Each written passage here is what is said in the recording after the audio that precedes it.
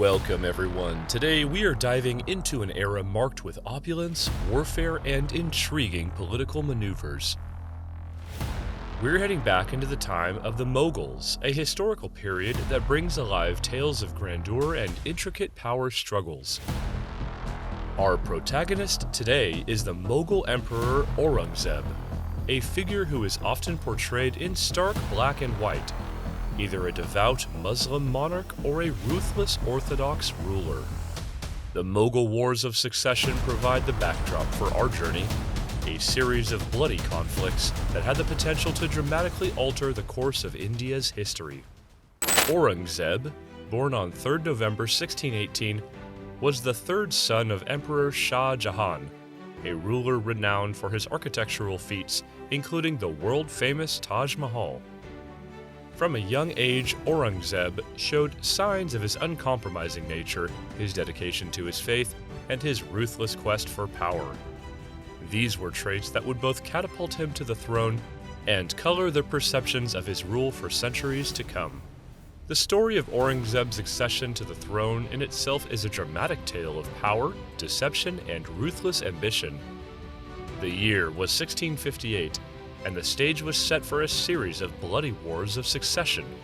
Shah Jahan had fallen ill, and his four sons, Dara Shikoh, Shah Shuja, Murad Bakhsh, and Aurangzeb, each with his own aspirations and resources, saw an opportunity to seize the throne. The eldest, Dara Shikoh, was Shah Jahan's favorite, a liberal-minded prince who promoted harmony between different religions. He was in control of the capital and, more importantly, their father's affections.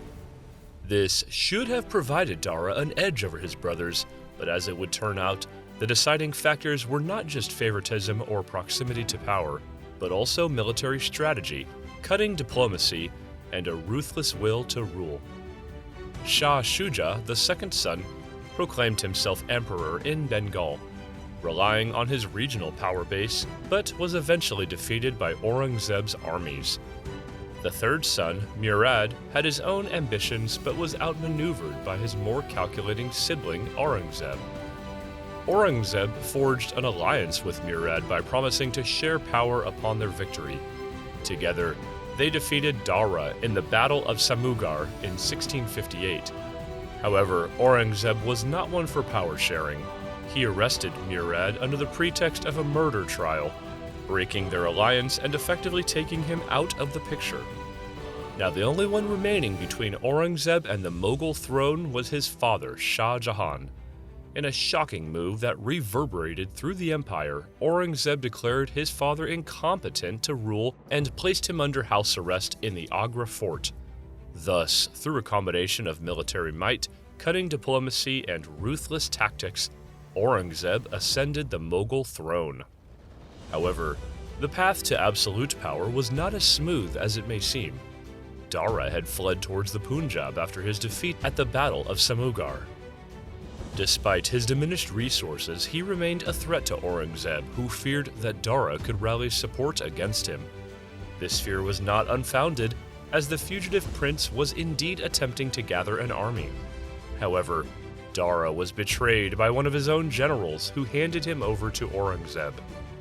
Dara Shikoh's end was as tragic as his fall from grace.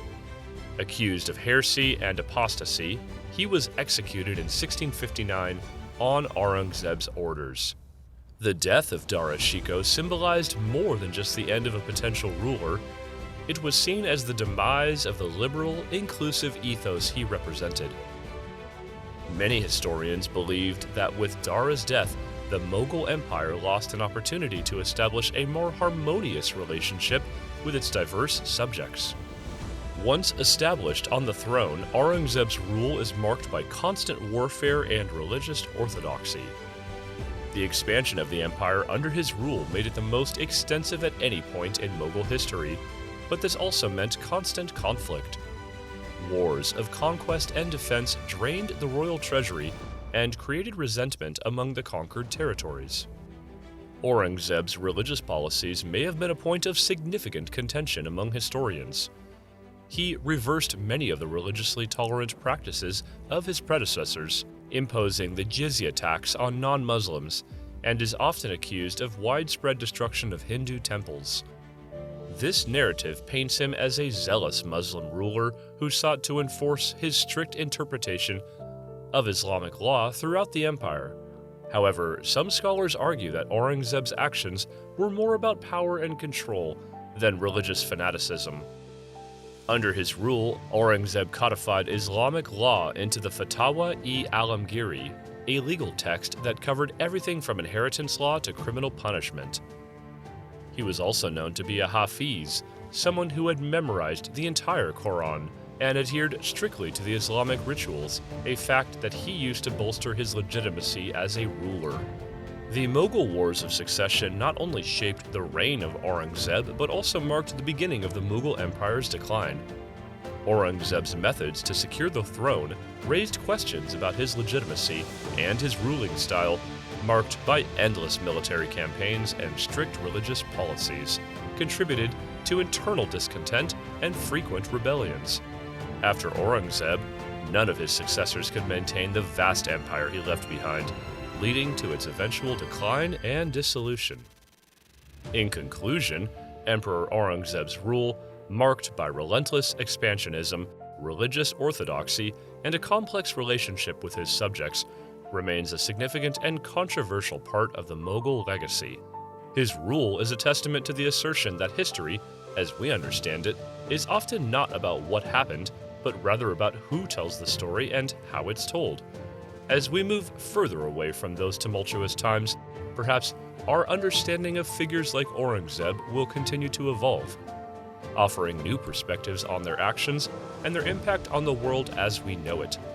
In the end, though, one thing is clear: the narrative of the Mughal Emperor Aurangzeb and the Mughal Wars of Succession will always remain a riveting story of power, faith, and ambition.